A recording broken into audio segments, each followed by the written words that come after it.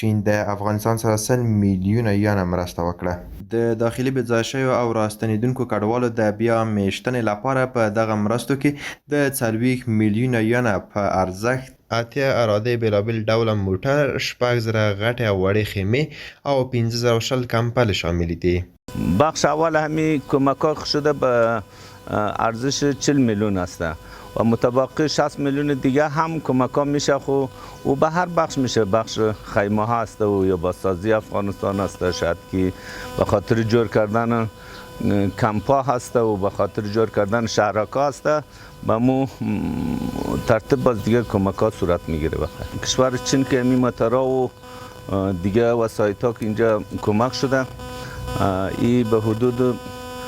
80 اراده موتور است، هایلوکس است و چند تا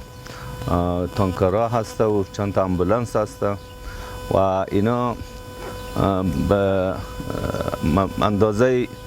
40 میلیون یعنی چین کمک شدگی است. د چین سفیر وویل چین هیواد د یو ښه ګاونډي په توګه د افغانستان سره 100 میلیونه یانه مرسته وکړه.在阿富汗遇到困难的时候啊，我们中国第一时间 دولت چین همچنان یک همسایه خوب، یک دوست خوب و یک برادر خوب برای افغانستان میمونه و در هر لحظه ای که مشکلات داشته باشن همراهشون کمک. دولت چین به خاطر کمک به پناهجویان تصمیم گرفته است تا کمک های بشردوستانه خیش را به ارزش 100 میلیون ین چینی به افغانستان ارائه کند که اولین محموله کمکی آن به ارزش 40 میلیون ین چینی به کابل رسیده و برای وزارت محترم تحویل داده شده و امیر اقلام میره که پیشتنی ارقام میره که اینا یادآوری شدن 40 میلیون یوان چینایی به می ارزشی که فعلا مواد به اینجا رسیده شامل وسایط نقلیه خرد و بزرگ، خیمه ها، کمپل، پتو دیگه پا می باشن. چین نه تنها مقدار زیاد کمک های بشردوستانه را برای افغانستان ارائه کرده، بلکه تعدادی از پروژه های کمکی در مقیاس های بزرگ، پروژه های بزرگ را نیز به اجرا درآورده است تا مردم افغانستان از لحاظ اقتصادی خودکفا شوند و همچنان در زمینه اشتغالزایی مردم شامل کار و وظایف شوند. 包括阿富汗在内的发展中国家一道能够实现。 د کډوالو او بیرته راستنېدونکو چارو وزارت مسؤلینو د چین هیواد له دغه مرستو څخه د مننې ترڅنګ د نورو مرستو غوښتنه کوي او وایي چې نور ګاونډي هیوادونه هم باید د چین هیواد په شان مرسته وکړي. د ټول امارت او د ملت د مهاجرینو د وزارت په نمایندګي زه ډېره د زړه د کومې او د دې نه د دې مرستې شکریا ادا کوم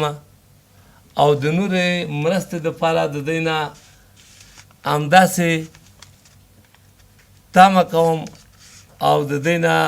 غوښتنه کوم چې د دې په پله د نور ګاونډیون او نور هم راوړاندې شي، همداسې مرسته وکړي او دی هم په دغه مرسته باندې دی باید نور هم زیاتوالی ورکړي. موږ دا توقع دی موږ سره به دا مرسته دی انشاءالله آینده هم کړي او نور هم به انشاءالله کیدای شي چې ډېر هیوادونه یا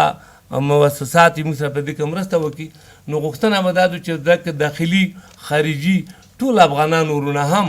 موږ سره لاس یو کړي. اوس هم چون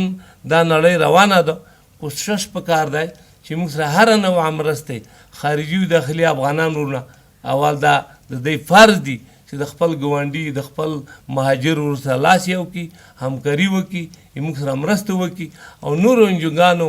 کوم چې راغلي دي دلته یا په بهر کې دي دی باید د افغانستان د کشالۍ سره، د افغانستان د سیاست سره، د افغانستان د نظام سره باید دغه بشري مرسته ونه تړي. دی باید راوړاندې شي موږ سره هغه لومړنۍ مرستې، هغه بشري مرستې د سرپناه او د خوراک، د څښاک، د معالجې او د تعلیم په دې بخش کې باید موږ سره همکاري وکړي. د یادونې ده چې په دې وروستیو کې له ګاونډیو هیوادونو څخه زیاتره هیوادوال په جبري توګه ایستل شوي چې هیواد ته راستنېږي چې د چین هیواد د دغه مرستو ترڅنګ یو شمېر نورو خیریه بنسټونو ورسره دا ډول بشري مرستې کړي دي.